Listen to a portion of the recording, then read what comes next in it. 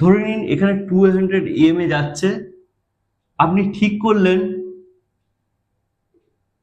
যখন 20 EMA একে cross করবে তখন আপনি কিনে ফেলবেন,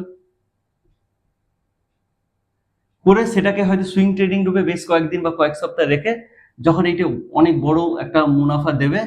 ভাবছেন এইভাবে যাবে, যখন সেই শেয়ারের দামটা অনেকটা বাড়বে তখন আপনি সেটাকে বিক্রি করবেন। কিন্তু হবেটা কি,